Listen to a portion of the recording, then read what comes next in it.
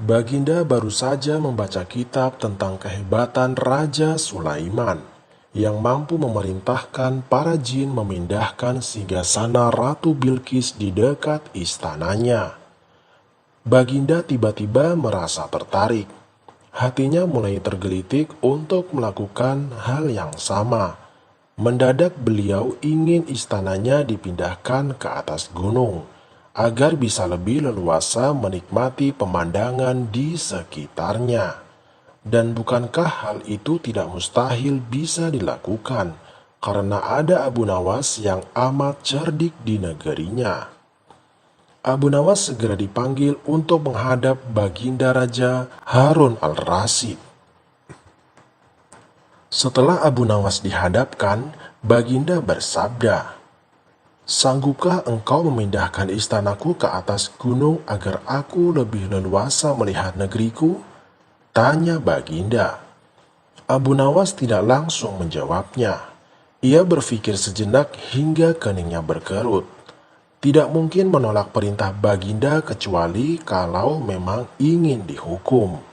Akhirnya Abu Nawas terpaksa menyanggupi proyek raksasa itu. Ada satu lagi permintaan dari Baginda.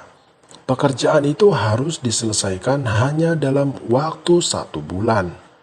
Abu Nawas pulang dengan hati masgul. Setiap malam ia hanya berteman dengan rembulan dan bintang-bintang. Hari-hari dilewati dengan kegundahan. Tak ada hari yang lebih berat dalam hidup Abu Nawas, kecuali hari-hari ini. Tetapi pada hari ke-9, ia tidak lagi merasa gundah gulana. Keesokan harinya Abu Nawas menuju istana. Ia menghadap Baginda untuk membahas pemindahan istana. Dengan senang hati, Baginda akan mendengarkan apa yang diinginkan Abu Nawas.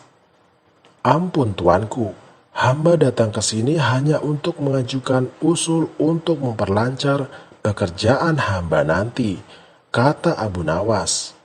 "Apa usul itu?" "Hamba akan memindahkan istana Paduka yang mulia tepat pada hari raya Idul Kurban, yang kebetulan hanya kurang 20 hari lagi." "Kalau hanya usulmu, baiklah," kata Baginda. "Satu lagi Baginda," Abu Nawas menambahkan.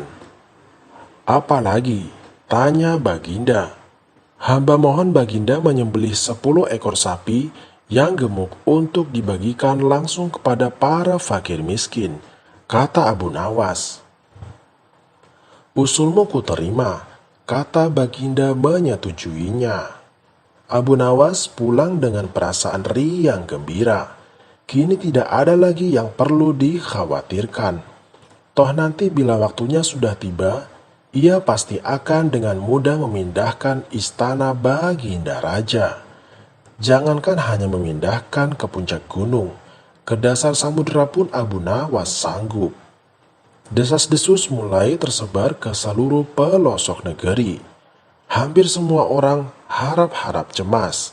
Tetapi sebagian besar rakyat merasa yakin atas kemampuan Abu Nawas. Karena selama ini Abu Nawas belum pernah gagal melaksanakan tugas-tugas aneh yang dibebankan di atas pundaknya.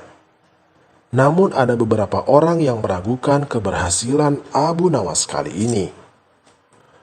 Saat-saat yang dinanti-nantikan tiba. Rakyat berbondong-bondong menuju lapangan untuk melakukan sholat hari raya Idul Kurban. Dan seusai sholat, 10 sapi sumbangan Baginda Raja disembelih lalu dimasak kemudian segera dibagikan kepada fakir miskin. Kini giliran Abu Nawas yang harus melaksanakan tugas berat itu. Abu Nawas berjalan menuju istana diikuti oleh rakyat. Sesampai di depan istana, Abu Nawas bertanya kepada Baginda Raja, "Ampun tuanku yang mulia, apakah istana sudah tidak ada orangnya lagi?" "Tidak ada," jawab Baginda Raja singkat.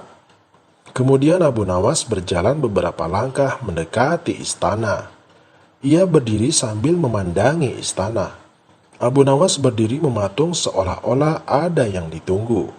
Benar, Baginda Raja akhirnya tidak sabar.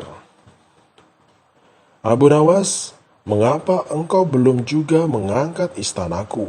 Tanya Baginda Raja. Hamba sudah siap sejak tadi, Baginda, kata Abu Nawas. Apa maksudmu engkau sudah siap sejak tadi? Kalau engkau sudah siap, lalu apa yang engkau tunggu?